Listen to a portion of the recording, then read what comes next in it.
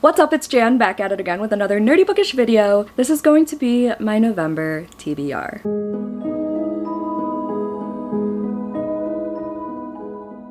If I sound sniffly, it's because my allergies have been acting up.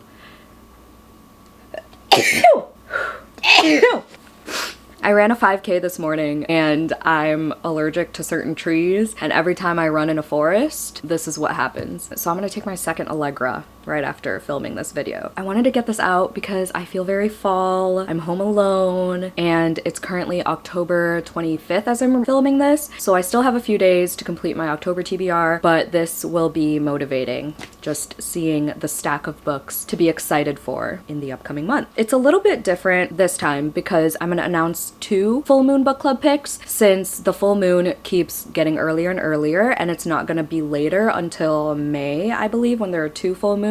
And if you have no idea what the heck I'm talking about, it's my online book club here. I do spoiler-filled vlogs every full moon of the month for the book that my Carmilla, my top tier patrons, pick every month on a poll. I had them pick 2 this time because I'm gonna need to read both of them in November so I can vlog, edit, put it up for early access, and get it up by December 4th for the December one. So we're being proactive here, and then we're gonna adjust again once May comes around. For November, we are going to be reading The Library at Hellbore by Cassandra Khaw. I'm so excited. This was actually on my August or September TBR, and I've had the arc since springtime, like way earlier this year, so it's about time that I finally get to this. Cassandra Khaw, I loved The Salt Grows Heavy, but I hated Nothing But Blackened Teeth. I feel like I'm gonna love this because it has cannibalism in it, and that's one of my favorite horror tropes. It's also set at a school, and I heard it's genuinely deadly, gory. If you've seen the special editions of this book, like Twisted Retreat and Illumicrate Evernight, they go wild with that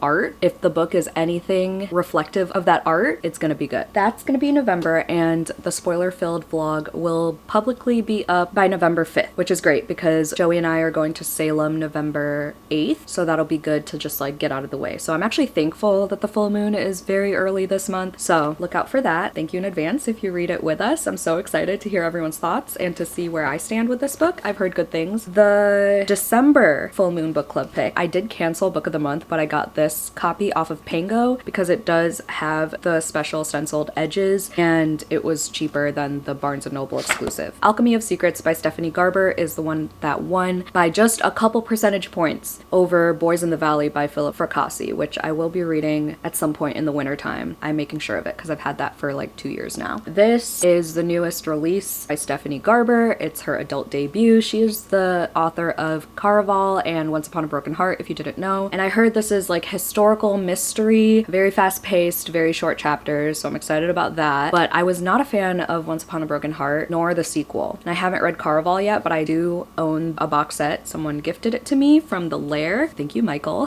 So I will be reading that at some point. I know some people hate it, but some people love it, so we'll see. I just have to be in the mood for that type of book. But anyway, this book, I feel like I will be in the mood for it. I love the cover. It looks like December, you know what I mean? It has like a holiday vibes with the gold and the red and the sparkles, whatever she's drinking. But anyway, I think she has to find this object. It's called like the alchemical heart or something like that, in order to, Watchman tells her she will die at midnight unless she finds it. There you go. So she's like beating her own death type of thing. And there's a class in this called Folklore 517, Local Legends and Urban Myths, taught by a woman called The Professor. How original. And the little blurb says it starts with a class in an old movie theater. It's short. I'm excited. I hope it does go by fast for me. And I have been in a historical fiction mood this year, especially like historical fantasy type of things, or like gothic historical, but this isn't gothic. But yeah, I'm excited for this. Thank you, Carmillas, for voting for this one. Speaking of my Patreon, all tiers get to pick the Patreon bloody read every month, which I also do spoiler-filled reading vlogs for all tiers over there. The pick for November is The Possession of Alba Diaz by Isabel Cañas, which again, I'm so excited for because I love The Hacienda. I really enjoyed Vampires of El Norte as well. Her writing is just, it's so well done in terms of weaving in romance in between horror elements. It's just so masterfully crafted and like intertwined. You know what I mean? I don't know how much romance is in this one, but I do know that this is another historical fiction, gothic vibes type of book, I think, and it takes place in the mines and it's supposed to be super creepy, and the possession vibes are actually there. It's not just like,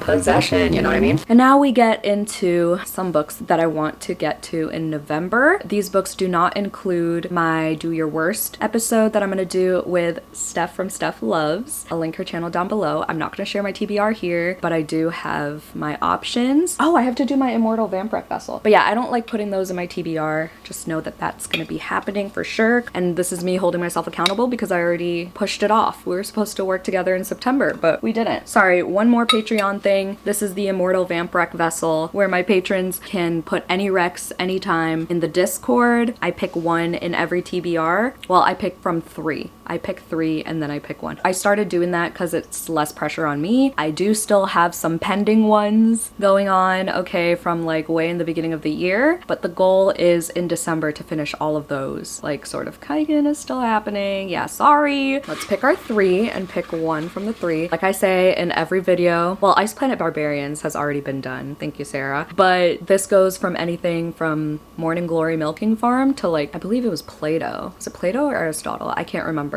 But Destiny recommended something like very up there in brain power, so these could be anything. Okay, the first one is 13 Ways of Looking at a Fat Girl, recommended by Abby. She said anything by Mona Awad, I think was the prompt actually. And so I put the ones that I haven't read in here, and I haven't read this one yet. I don't own this one yet, but I always see it at the library. So that's the first option. Lie With Me. Oh, I have this. This is a Shorty Patorti. This was recommended by M. Okay, these are good so far. Oh, this one has to be the winner because it's actually on my 12 Recs by 12 Vamps. Thank you, Megan, for recommending this. Where the Dark Stands Still. Okay, these other 2 are going back in the jar. They were all good though. Like, if this weren't on my 2025 TBR, that would have been a much harder choice. But okay.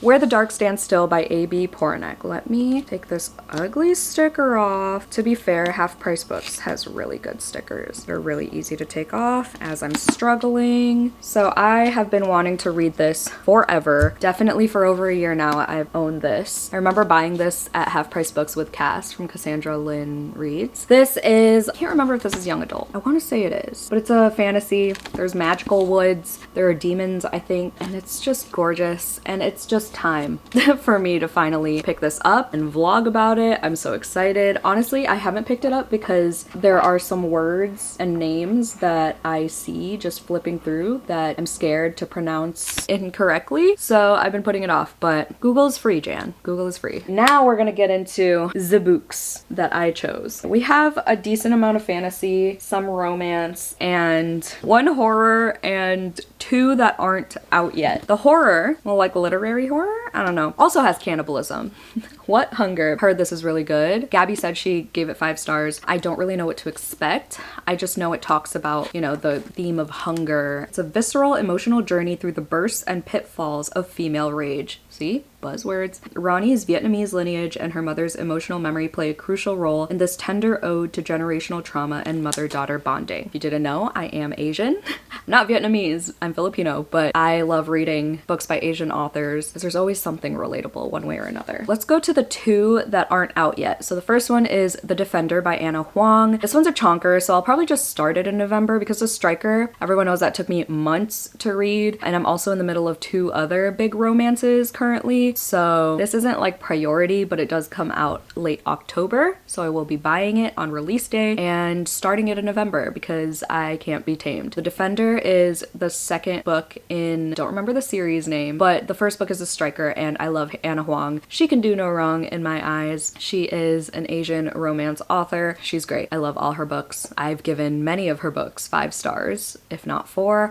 and I think I gave 2 of her books 3 stars so far. So I'm hoping it's a good one. The second book that hasn't come out yet comes out November 18th, Daddy Issues by Kate Goldbeck, who is the author of You Again, one of my favorite rom-coms I've ever read. There's a single dad trope in this one, which I love, and I just love the cover, the title, well. I consider myself as a girly with daddy issues, so I am predicting this will be relatable one way or another. And I love the single dad trope, ironically, because I don't really like books with kids, but throw a single dad in there and it's usually golden for me. So those are the two that I'm still waiting on. This book hasn't come out yet, I don't think. It might have already. Sorry, I don't have my phone near me to fact check myself. Oh wait, I have the piece of paper. Penguin sent this to me. Okay, it comes out in November. Oh, this is perfect. November 11th, The Seventh Champion comes out. This is by Sylvia Mercedes, author of Bride of the Shadow King, which I've seen going around. This is the first book in a new romantasy duology. Publisher sent it to me, so I figured why not read it as soon as I can, and that just happens to be in November. It says a dragon princess joins forces with a scarred prince to escape a competition for her hand in marriage. Unaware, he is hiding dark secrets of his own in the first of a new romantasy duology. I love me a duology. I'm not gonna say the phrase, but I've been loving romantasy lately, this year especially. My brain has been working really hard to understand all these fantasy worlds and be immersed in it, and I can't lie. I love romantasy as well. I guess we should just continue with the fantasy slash romantasy, shall we? Riftborn by Greenwich and Lennox. So I heard about this book from Rachel from Raven-Haired Reader, but I wasn't really interested in it until now. I'm seeing all the hype for The Ascended, and I've heard you have to read this book and Duskbound first, and I have a strong feeling these are going to get picked up by traditional publishers very soon if they haven't already, but I still got my hands on the indie editions of the first two, and I know my local indie romance bookstore has The Ascended, so I want to read this as soon as possible. I love the cover of Duskbound. I love a white cover as well. He was striking in a cold-blooded kind of way, like his beauty was tinged with poison, unassuming, alluring even. I brought my eyes up to meet his. Via Riftborn, the words dripped from his lips like blood from a dagger. So yeah, wish me luck on this one. Next, we have another one that has been going around, but I heard of a while ago, and I've read from this author before. I read Autumn of the Grimoire by J.L. Vampa, but this is The Exorcism of Fairies, and again, I have a feeling this will get picked up soon, but this is the indie edition. I just love an anatomical heart on the cover. I actually have a tattoo of an anatomical heart with a dagger through it, and this is a dark academia romance. I love dark academia. I love fae, and I heard this has a really good romance, yearning, gothic vibes. Yeah, I've also fallen for the hype for putting The Second Death of Locke on my immediate TBR. This is the Illumicrate edition. I did cancel my subscription, but I'm glad this was the last box that I received because I love it. It's gorgeous. I was planning on buying it anyway, and I don't really like the regular cover. I don't know why. There's nothing really wrong with it, but I just prefer this one. I'm so excited. This is a lady night book. I just love reading special editions from the UK because the pages are thicker. They're so nice to highlight. This does have stenciled edges, so I'm not going to be tabbing, but I will be annotating. I've only heard good things. I've heard this be put on people's top 10, if not their favorite book of the year. So I'm excited. I'm nervous though, because it seems like my brain might implode if I try to read this, but it says it's a devastatingly romantic epic fantasy. Epic in front of the word fantasy always terrifies me. So we shall see. About the undying bond between a knight and their mage, perfect for fans of Gideon the Ninth, also scares me, and the Six Deaths of the Saint. Is that the one by Alex E. Harrow? V.L. Bovalino is Tori Bovalino, and I've read like a third maybe of The Devil Makes Three, and I've read some of her short stories in anthologies, and her writing is great. So I expect nothing less from this book. Now we're going into the romances, people. There's two of them. Leave Me Behind by K.M. Moranova. I heard about this book from Jody. She loved it. She read it on Kindle, and then I was like, sounds interesting. I'll get to it eventually. And then I saw this cover. I'm obsessed. I'm obsessed. This situation with this up here. Oh, and then like the Twilight vibes of these trees, and then the skulls on the edges. Oh, and then the quote on the back, it says, "Together our broken pieces can do anything."